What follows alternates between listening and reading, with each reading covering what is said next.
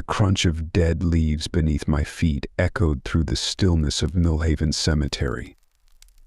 I pulled my jacket tighter, trying to ward off the chill that seemed to seep into my very bones. The full moon cast long shadows across the weathered tombstones, creating a landscape of twisted shapes that played tricks on the mind.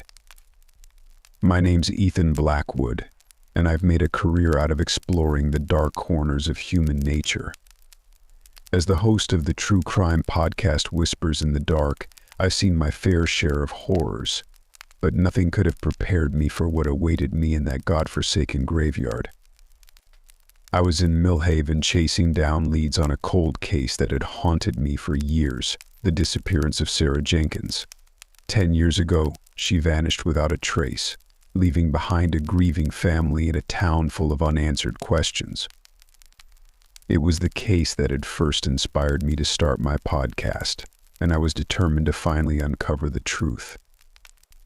As I picked my way through the overgrown cemetery, my flashlight beam dancing across crumbling headstones, I couldn't shake the feeling that I was being watched. The hairs on the back of my neck stood up, and I found myself glancing over my shoulder every few steps. But there was nothing there, just shadows and silence. I'd come to Millhaven, a dying Rust Belt town in upstate New York, 3 days ago. The place reeked of decay, abandoned factories with broken windows, boarded up storefronts lining Main Street, junkies huddled in alleyways. It was the kind of town where hope came to die. My investigation had led me here, to the oldest part of Millhaven Cemetery. According to my source, a twitchy ex-con named Rat who'd been locked up for grave robbing, this was where they'd buried the town's darkest secrets. You want to know what happened to that Jenkins girl? Rat had told me, his bloodshot eyes darting around nervously. Dig deep enough in that boneyard and you'll find out. But I'm warning you, man, some things are better left buried. I'd brushed off his cryptic warnings as the ramblings of a junkie. Now, standing alone in that moonlit graveyard, I wasn't so sure. The beam of my flashlight settled on a weathered tombstone, the name barely legible beneath a thick layer of lichen. Ezekiel Blackwood, 1796-1847. My breath caught in my throat. Blackwood, my own last name.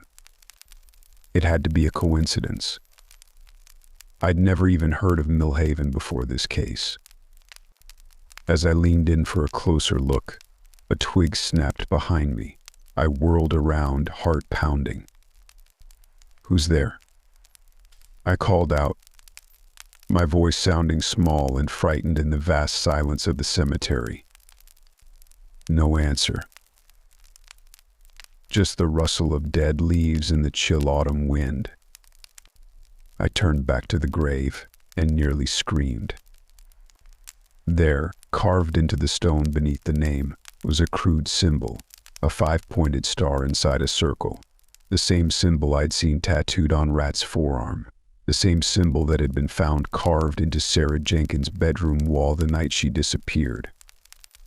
My hands shook as I fumbled for my phone, snapping a picture of the tombstone. This had to be connected somehow, but how? What did a 19th century grave have to do with a missing girl from 2013? A low growl cut through the night, freezing the blood in my veins. It wasn't the sound of any animal I'd ever heard before, deep and guttural, almost human, but twisted into something monstrous. I spun around, flashlight beam cutting through the darkness. For a split second, I caught a glimpse of something massive moving between the graves. A hulking shape, easily 7 feet tall, with glowing yellow eyes that reflected the light like a cat's. Then it was gone, melting into the shadows as if it had never been there at all. My heart hammered in my chest as I backed away, nearly tripping over a headstone in my haste. This was insane. I was letting my imagination run wild, seeing things that couldn't possibly be real. I needed a drink badly. I practically ran out of the cemetery, not stopping until I reached my rental car parked on the crumbling asphalt of Millhaven's main drag. As I fumbled with the keys, I noticed a flyer stapled to a nearby telephone pole. It showed a grainy photo of a teenage girl with long dark hair and a shy smile. The text above read, "Have you seen Sarah Jenkins?" My hands clenched into fists. 10 years, and still no answers. Still no justice for Sarah and her family. I'd come to Millhaven to change that, and I wasn't about to let some wild animal, or my own overactive imagination, scare me away. I drove back to my motel on the outskirts of town, a seedy place with peeling wallpaper and sheets that smelled faintly of cigarette smoke. Sleep didn't come easy that night. Every time I closed my eyes, I saw those glowing yellow orbs staring back at me from the darkness. When I finally drifted off near dawn, my dreams were filled with blood and teeth and Sarah Jenkins' terrified screams. The next morning I woke with a pounding headache and a mouth that tasted like I'd been gargling sawdust.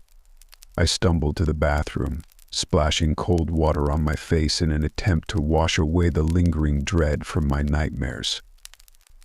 As I stared at my haggard reflection in the cracked mirror, I noticed something that made my blood run cold. There, just visible above the collar of my t-shirt, were 3 long scratches running down the side of my neck. I didn't remember getting scratched. In fact, I was certain those marks hadn't been there when I'd gone to bed the night before. With trembling fingers, I pulled out my phone and scrolled through the photos I'd taken in the cemetery. There was the tombstone with my family name, the strange symbol carved beneath it. But in the background of the image, barely visible in the shadows between 2 nearby graves, I could just make out a pair of glowing yellow eyes. "Jesus Christ," I muttered, nearly dropping the phone. I needed answers, and I needed them fast. Whatever was going on in this town, it was clear that Sarah Jenkins' disappearance was just the tip of the iceberg. There was something rotten at the core of Millhaven, a darkness that had been festering for generations. And somehow I had a sinking feeling that my own family was connected to it all. I spent the morning combing through old newspaper archives at the Millhaven Public Library, a crumbling brick building that looked like it hadn't seen a new book since the Reagan administration. The elderly librarian eyed me suspiciously as I pored over microfiche reels, but I barely noticed. I was too focused on the task at hand. What I found chilled me to the bone. Every 10 years, like clockwork, a teenage girl would vanish from Millhaven without a trace. Sarah Jenkins in 2013, Amanda Holloway in 2003, Jessica Chen in 1993. The pattern stretched back over a century, always the same. A girl between 15 and 17, always taken on the night of the harvest moon. And each time the police investigation would go nowhere. No bodies were ever found. No suspects were ever named. It was as if the girls had simply vanished into thin air. As I dug deeper, another pattern emerged. In the days leading up to each disappearance, there were always reports of strange animal sightings on the outskirts of town. Farmers would lose livestock, their sheep or cattle found torn to pieces as if by some massive predator. Hunters would come back with wild tales of a creature stalking the woods, something huge and fast, moving on 2 legs like a man but with the savage ferocity of a beast. My hands shook as I scrolled through article after article. This couldn't be real. There had to be a rational explanation. But the evidence was mounting, and a terrible suspicion was beginning to form in the back of my mind. I was so engrossed in my research that I didn't notice the man approach until he was standing right beside me. I nearly jumped out of my skin when he spoke. "Finding anything interesting, Mr. Blackwood?" I looked up to see a tall, broad-shouldered man in his 60s, with steel gray hair and piercing blue eyes. He wore the uniform of the Millhaven Police Department, the badge on his chest identifying him as Chief Thomas Garrett.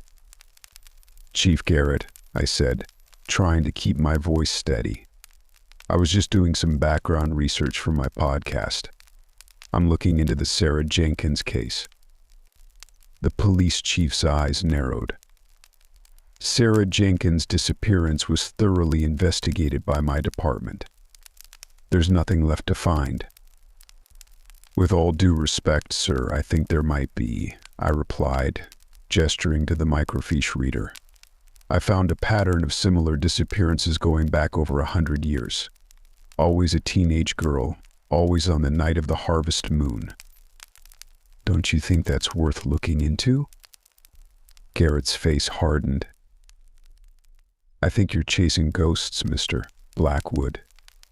This is a small town. We don't need some big city podcaster stirring up old wounds and giving people false hope.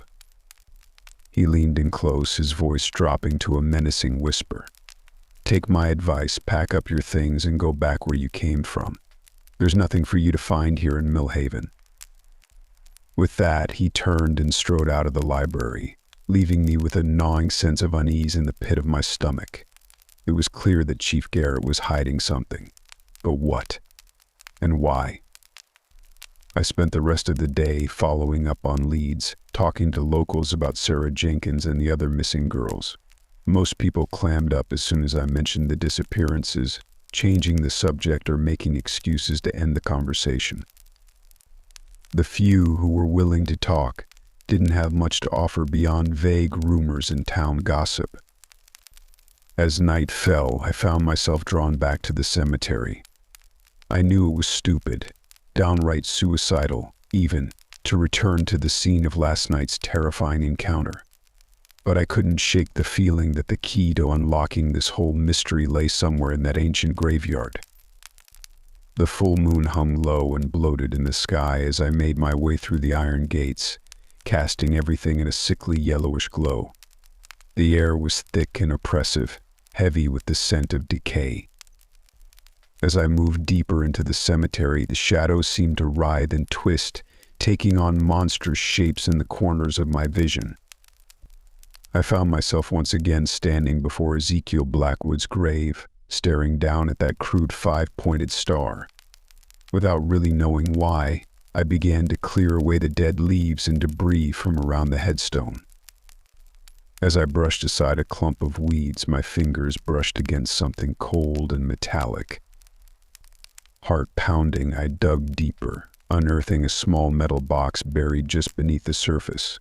It was old, the once shiny surface now pitted and corroded. With trembling hands, I pried open the rusted latch. Inside was a leather-bound journal, its pages yellow and brittle with age. As I carefully opened it, a slip of paper fell out, a black and white photograph, taken sometime in the late 1800s, judging by the clothing. It showed a group of stern-faced men standing in front of a large stone building. In the center was a man who could have been my twin, with the name Ezekiel Blackwood scrawled beneath in faded ink. My breath caught in my throat as I stared at the face of my doppelganger from over a century ago.